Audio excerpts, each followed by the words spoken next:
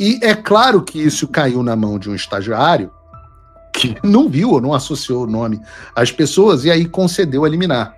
Mas daí sai uma reportagem do Guilherme Amado, né?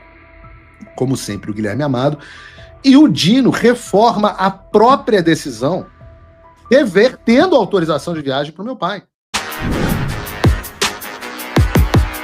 Olavo é do Carvalho, melhor canal de corte do YouTube. Eu conto imensamente aqui com o like de vocês, que você mande o programa nos seus grupos de WhatsApp, e esses fatos que nós vamos revelar e entender melhor aqui hoje, chegarem ao máximo de pessoas possível. Então, manda o programa para os amigos e manda o programa para os inimigos, especialmente esse, porque esse é o Paulo Figueiredo Show. Eu vi um vídeo do Gustavo Gaia, que eu considero um dos melhores deputados que nós já tivemos, não temos, já tivemos, onde ele diz, cara, ninguém aguenta mais, a gente só pede anistia o tempo inteiro, a gente não aguenta, a gente precisa votar esse troço a qualquer momento, e eu compartilho essa visão. Essa é a semana da votação da anistia, mas é a votação da anistia, e se for para votar dosimetria, infelizmente, por mais cansados, desgastados que a oposição esteja, nós temos que continuar resistindo e continuar a bater apenas nesta tecla, porque essa é a única pauta importante para o Brasil. Eu volto a dizer, é a única pauta importante para o Brasil, porque é aquela que permite que nós tenhamos uma oposição para brigar por todas as outras pautas. A anistia não é para os presos do 8 de janeiro. Sequer, como nós abordamos num programa inteiro com a doutora Ludmila sobre isso, sequer é para o 8 de janeiro. É para voltar em 2019. A anistia é a reabilitação da oposição política. A quem atende a dosimetria, é só você fazer uma pergunta. Seja assim, minimamente inteligente, volto a dizer, quem está satisfeito com a dosimetria?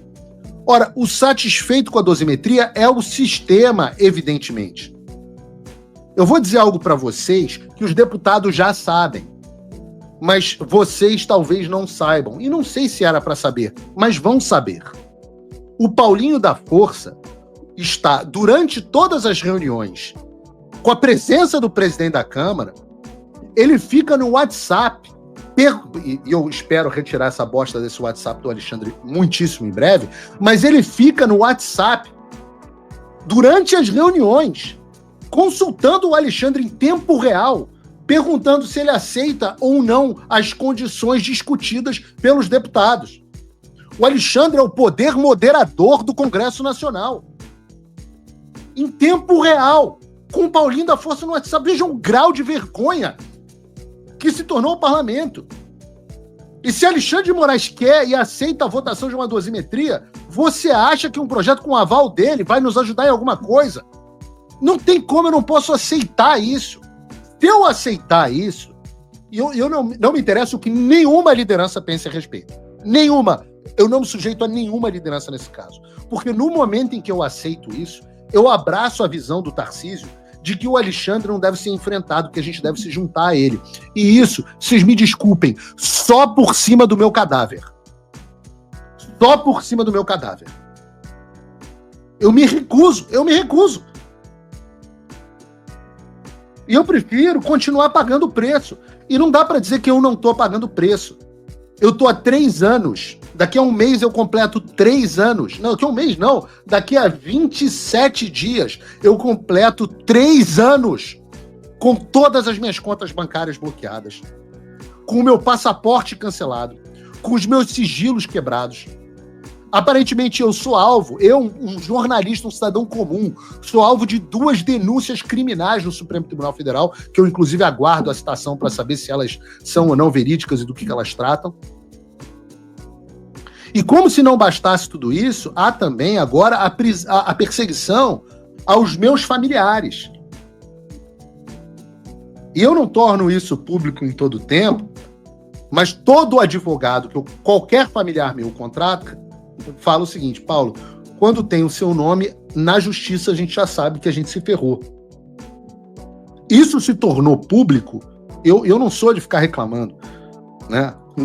Adicione a isso uma multa que eu tomei da CVM, que é uma das maiores multas da história, de não sei quantos, sei lá, 100 milhões de reais.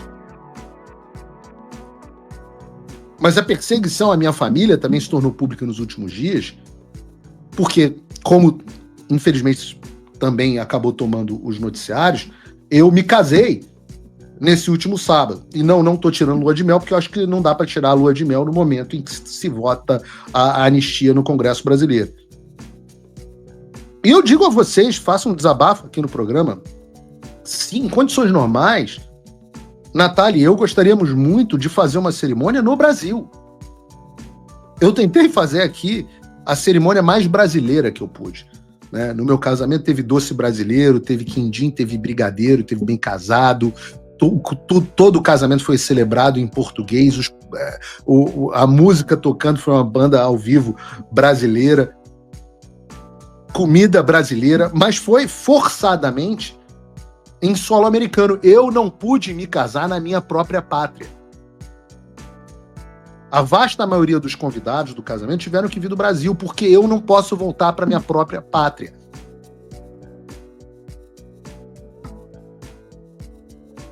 E se você parar para pensar, né, pensa que quase todos os meus convidados, ou seja, as pessoas, não foi uma cerimônia grande, as pessoas que eu mais amo vieram do Brasil. E estas pessoas são parte da razão pela qual eu faço o que eu faço. As pessoas que eu amo estão no Brasil. Então eu abandonar o Brasil significa abandonar as pessoas que eu amo. Por isso que eu não desisto. Então eu tentei trazer todas as pessoas possíveis que eu chamei para cá, mas isso não foi possível em todos os casos. Especialmente no caso do meu pai. Meu pai é um empresário, teve muito sucesso na vida dele, mas infelizmente nos últimos anos ele não aguentou o Brasil e começou a passar por dificuldades financeiras e quebrou, como é a realidade de tantos empresários no Brasil, não tem nenhuma vergonha nisso. Né? Ele começou ali, na crise da Dilma em 2014, 2015, ele começou a passar por dificuldades financeiras, um momento muito duro para o mercado imobiliário, no qual era a área dele, era a minha também, e ele nunca se recuperou. E hoje, quem dá suporte financeiro a ele, sou eu. Eu normalmente nem diria isso para prejudicar, mas como, coitados, as contas bancárias dele estão bloqueadas também, não há mais nada que possa ser feito contra eles. É até difícil, porque como as minhas contas estão bloqueadas, eu tenho muita dificuldade de conseguir ajudar o meu pai. E eu estou falando aqui de um senhor de 82 anos de idade, que teve câncer, e só queria ir no casamento do filho. Ele só queria o casamento do filho. Mas graças à loucura que é o judiciário brasileiro, um juiz lá de primeiro grau do Rio de Janeiro achou que era uma boa ideia tomar o passaporte desse senhor de idade para impedir de viajar para qualquer lugar e de ver os filhos dele. Né? Dos 6 filhos do meu pai, 4 moram nos Estados Unidos. E, obviamente, isso é uma invenção no Brasil. Só no Brasil a sua pessoa física fica endividada por causa da sua empresa, e aí os caras tiram seu passaporte, tiram sua carteira de motorista, com um enorme grau de corrupção, porque no devido momento eu vou expor os nomes das pessoas envolvidas, quem pediu dinheiro, quanto que quis receber, mas, por enquanto, né, vamos ficar aqui com esse retrato da Justiça do Brasil. Talvez se meu pai fosse dono do Banco Master, talvez se ele fraudasse bilhões de reais, talvez ele estivesse sendo bem tratado, quem sabe, né? Mas seja como for, ele recorreu dessa decisão e a liminar chegou ao STF. E quando chegou no STF, eu brinquei que eu tinha 30% de chance de ter alguma boa vontade, dependendo da mão de quem cair, mas eu também tinha 70% de chance de ter má vontade, dependendo da mão de quem cair. Agora, vocês imaginam a minha surpresa quando ninguém mais, ninguém menos que o Flávio Dino concedeu a liminar e Flávio Dino restituiu o passaporte do meu pai. Detalhe, o meu pai tem o mesmo nome que eu. Eu sou Paulo Renato Oliveira Figueiredo Filho e ele é Paulo Renato Oliveira Figueiredo. Meu pai e eu temos o mesmo nome, né? Na verdade, eu tenho o mesmo nome que ele. E é claro que isso caiu na mão de um estagiário que não viu ou não associou o nome às pessoas e aí concedeu a liminar. Mas daí saiu uma reportagem do Guilherme Amado, né? Como sempre, o Guilherme Amado, e o Dino reforma a própria decisão, revertendo a autorização de viagem para o meu pai.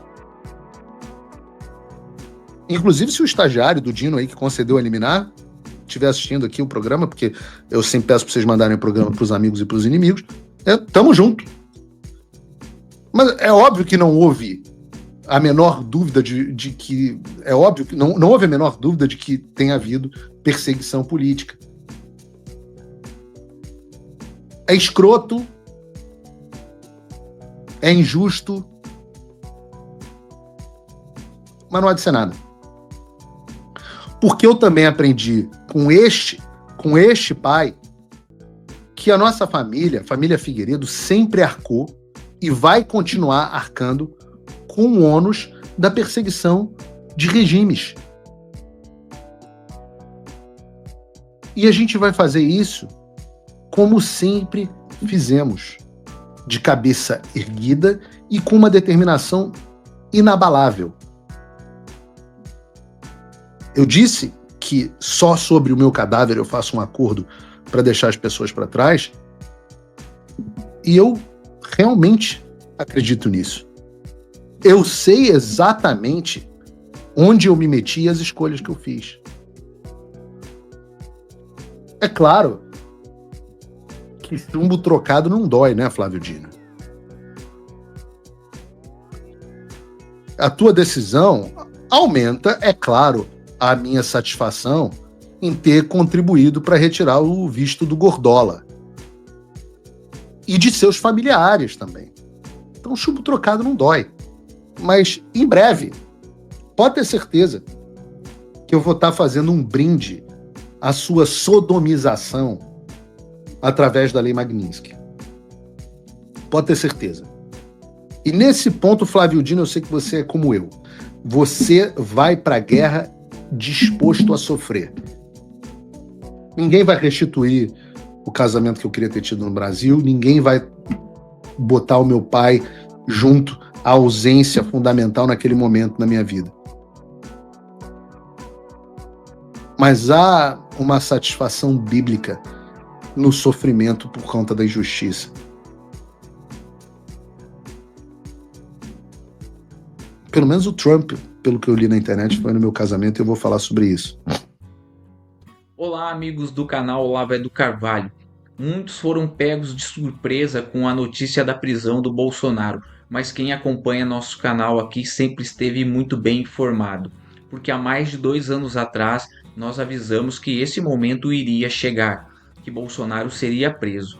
Isso aconteceu quando nós percebemos que a grande mídia se escondeu diante da censura. Assustada, eles calaram e demitiram jornalistas como Paulo Figueiredo e Rodrigo Constantino, que ficaram sem voz. Mas aqui no canal Olavo do Carvalho, a gente não deixou esse medo nos abater. A gente criou o canal, ele cresceu e hoje já somos quase 1 milhão de inscritos. Então eu peço a sua ajuda para que nosso trabalho possa continuar chegando a mais pessoas, com análises políticas e notícias que você não vê na grande mídia. Você é o patrocinador desse canal. É teu like que mantém nosso canal de pé. Cada compartilhamento, comentário, opinião sua aqui é muito importante para a gente e faz com que nosso canal não pare. Não recebemos ajuda de ninguém, de nenhum partido político, dinheiro público de nenhum lado. Nosso trabalho é exclusivamente patrocinado e financiado por apoiadores, tanto do canal quanto quem apoia o Paulo Figueiredo ou o Rodrigo Constantino. É assim que a nossa voz continua chegando a mais pessoas. Aqui na descrição você encontra a melhor forma de você apoiar o criador de conteúdo que você quiser.